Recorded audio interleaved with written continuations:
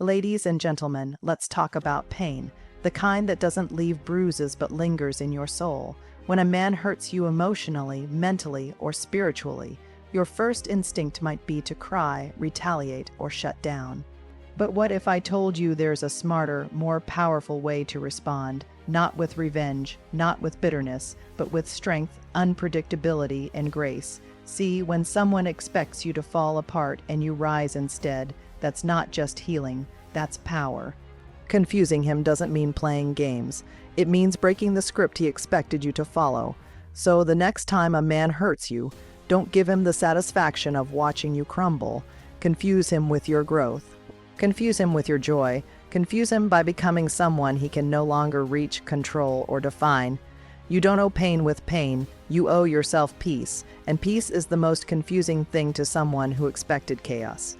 1. Be calm, not chaotic, when someone hurts you, especially someone you trusted, loved, or gave your energy to. It can feel like a fire igniting in your chest. The pain is raw, the betrayal feels personal. Your mind floods with words you want to scream, messages you want to send, and scenes you replay over and over. And in that emotional storm, the natural reaction is to let the chaos spill out. But here's the twist: don't. Respond with calm, unshakable, unexpected calm. See, when a man hurts you, especially if he did it to get a reaction, the last thing he expects is stillness. He expects the texts, the emotional outburst. The phone calls, he expects you to beg, explain, cry, or lash out, because in that moment, your reaction validates his power. It tells him he still has emotional control over you, that he still occupies space in your mind and heart. But calm confuses him. Calm says, you no longer have access to my peace. Remaining calm is not weakness, it's discipline. It's a high-level response rooted in self-respect. When you choose not to engage with chaos, you're making a statement. I am not defined by your behavior. I don't need to explode to be heard. I don't need to break down to prove I'm broken. Your silence becomes powerful. Your composure becomes unsettling, because people don't know how to react when they can't predict your emotions anymore. And let's be clear, this isn't about suppressing your feelings. This is about processing them privately and powerfully in a way that doesn't give the person who hurt you a front row seat to your pain.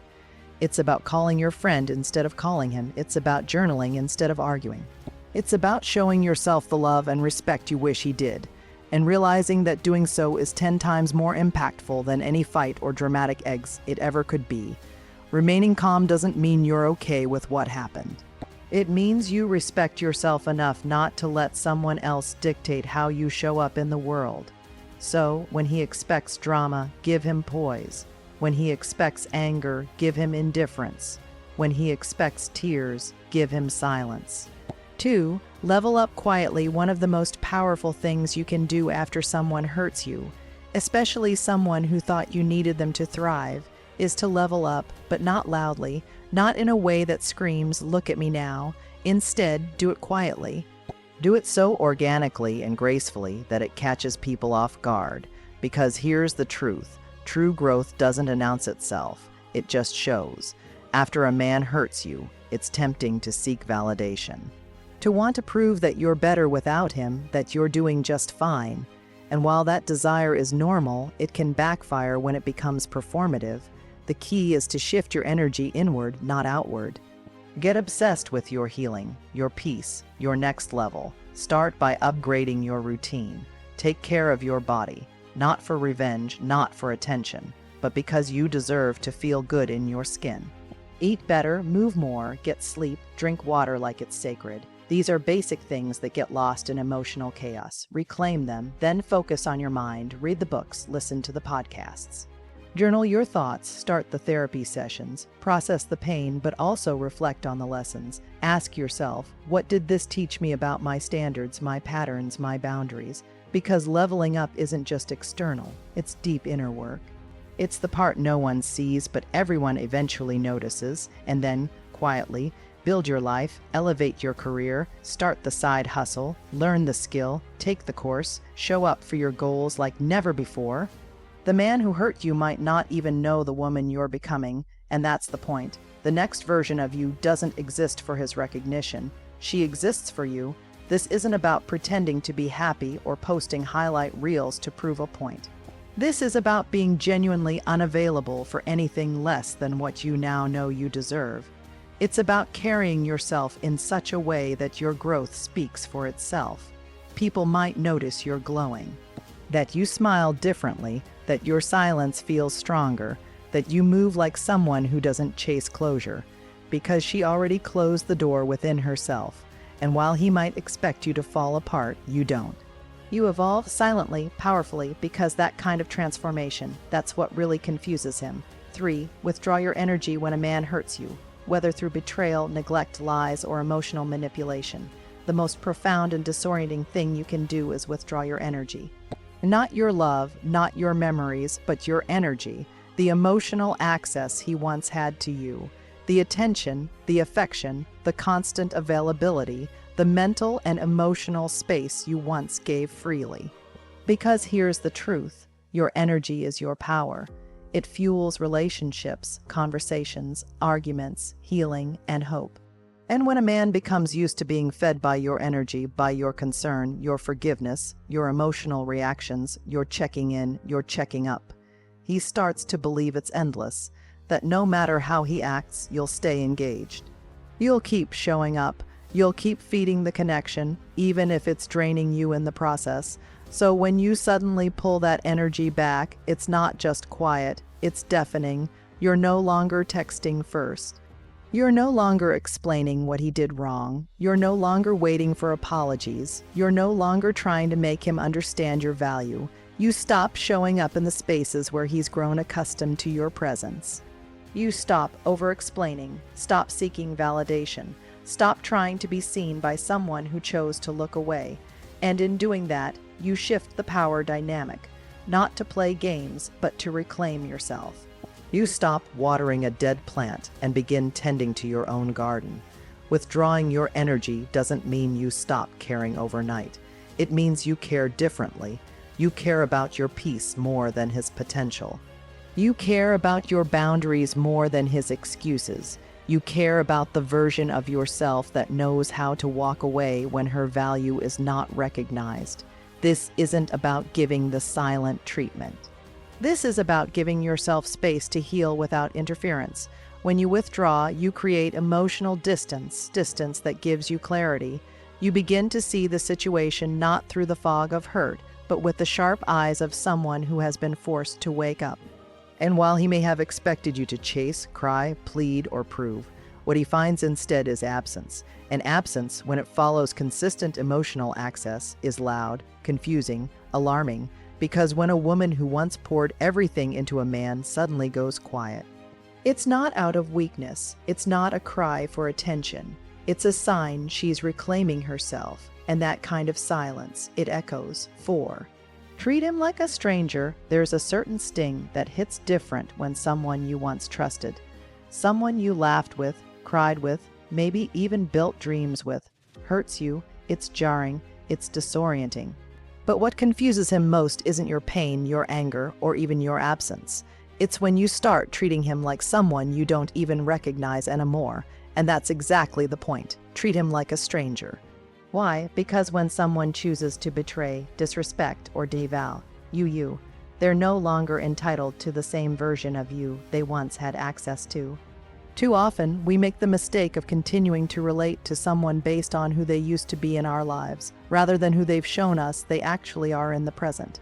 It's time to strip away the emotional history.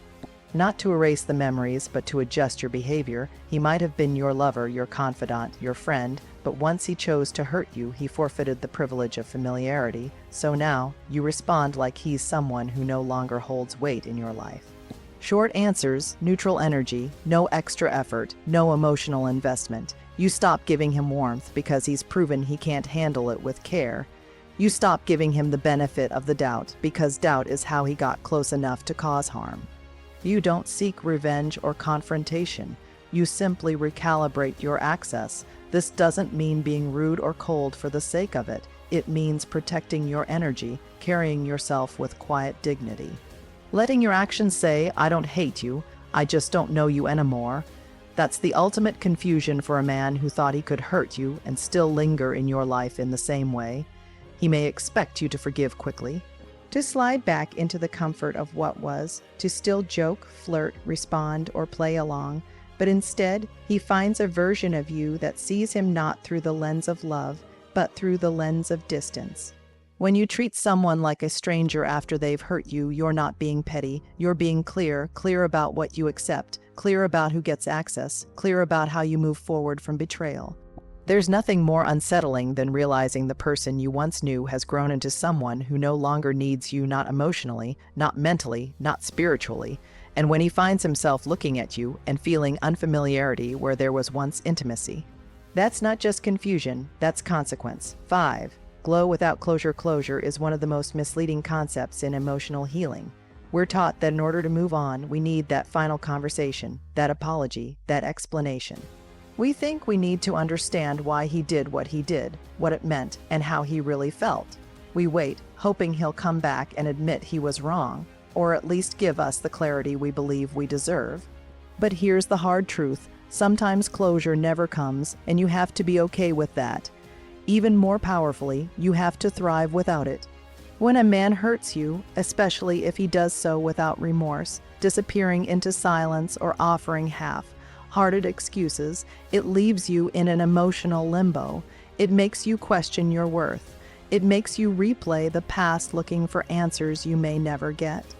And that's exactly why choosing to glow without closure is one of the boldest, most confusing things you can do. Because it means you no longer need anything from him to heal. You no longer need his side of the story. You no longer need him to validate your pain or explain his choices. You simply take your power back and decide, this ends with me. Glowing without closure is about turning inward. It's about realizing that the very act of chasing closure often keeps you tethered to someone who has already let go. And when you stop waiting for him to finish a conversation he walked away from, you open space to write your own ending. That glow, it starts to show in the way you walk, the way you speak, the way you carry yourself, not as someone broken, but as someone rebuilt, and he may notice. Oh yes, he may see you laughing again, succeeding, evolving, radiating something he can no longer reach. And that will confuse him, because he expected you to stay stuck. He expected you to be bitter, lost in your pain. He expected you to need him for resolution, but instead, you've alchemized your pain into purpose. You've learned that closure isn't a conversation, it's a decision to stop looking for healing in the hands that hurt you, a decision to stop needing someone who is willing to let you hurt without care. And as you glow, on your terms, with your healing on your timeline, you show not only him, but yourself, that you are more powerful than the pain you endured, that kind of strength, that kind of radiant, unbothered glow. That's the closure. 6. Reclaim your peace publicly. When a man hurts you, the instinct might be to retreat, to hide your healing, to protect your vulnerability, to disappear while you rebuild, and that's valid. Private healing is sacred, but there comes a point when you don't just heal. You reclaim your peace so boldly, so visibly, that the world, including the one who hurt you, cannot help but notice, and that's where the confusion begins for him. Because he expected silence, he expected sadness, he expected you to fold under the weight of his absence, but instead you rise, not with noise or vengeance, but with undeniable lightness, a shift in your energy. A softness in your smile, a quiet joy that can't be faked or forced. You start showing up in the world again, not as a broken version of yourself, but as someone who has survived the storm and stepped out with the sun on her face. You reclaim your peace, and you do it publicly. That doesn't mean you broadcast every move. It means you allow yourself to live again. Boldly, freely, unapologetically, you start going to the places you love, wearing what makes you feel good, laughing, genuinely, fully, loudly, posting your life not out of spite, but out of presence. People will see it, he might see it, and the most confusing part for him is this: you're at peace, and it has nothing to do with him. See, when someone hurts you, they often assume they've left a lasting wound, and for a while, maybe they have. But healing has this beautiful way of making space for something stronger than pain: clarity, confidence, and inner calm. And when that peace radiates from you, When you show the world you didn't just survive, you transformed. He will realize that the version of you he hurt no longer exists. You didn't just move on, you elevated. You didn't just forgive, you evolved, and the peace you reclaimed, it's not fragile, it's unshakable. You live your life like you're free from the weight of needing anyone to complete you. You move through the world with a new kind of stillness, a serenity that comes not from the absence of pain, but from mastering your response to it. That's how you confuse him, not by trying to make him notice you, but by making it unmistakably clear that his absence did not define your destiny. Peace looks good on you, and when you wear it out loud, without shame, without pretense, and without the weight of proving anything, you become unforgettable for all the right reasons. 7. Forgive, but never forget forgiveness is often misunderstood. People think it's about letting someone off the hook, about erasing what they did, about giving them a free pass back into your life. But real forgiveness, deep, self-honoring forgiveness, has nothing to do with the person who hurt you and everything to do with your peace. So yes, forgive him, but do it for you, not for him. Forgive because carrying the weight of anger and resentment only keeps you tied to a moment you're trying to move beyond. Forgive because your heart deserves to be light again. Forgive because you deserve freedom, not from him, but from the pain he caused. But here's the key: never forget. Never forget who he showed you he was when it really counted. Never forget how it felt when he dismissed your emotions, betrayed your trust, or made you question your worth. Never forget the lesson hidden in the heartbreak, because that's what protects you from repeating the same cycle. You see, forgetting often leads to repeating. And if you forget the patterns, the red flags, the behaviors you overlooked, you risk falling back into a familiar trap, whether with him or someone just like him. But when you forgive without forgetting, you honor both your growth and your boundaries. It's like scar tissue. You don't constantly look at your wounds to relive the pain, but the scar reminds you that you survived, that you healed, that you learned, and that reminder is power. And here's where the confusion comes in for him. He might expect you to either hate him or want him back. He might assume forgiveness means reconciliation, that things can go back to normal. But when you forgive him without letting him near you again, when you let go of the bitterness without letting go of the boundary, he won't know how to process it. You're calm, you're kind, maybe even polite, but you're done, and that balance, compassion with distance, is disarming, because it shows him that he no longer controls your emotions. You've done the inner work. You've chosen peace over payback, and in doing so, you've become someone stronger than the version of yourself who once tolerated the pain. Forgiveness, when done right, isn't soft. It's not naive. It's fierce. It says, "You hurt me, but you won't shape me. You broke something, but I built something stronger in its place." And when you carry yourself with that quiet strength, offering forgiveness but holding firm to your memory, you're not just healing. You're evolving with clarity,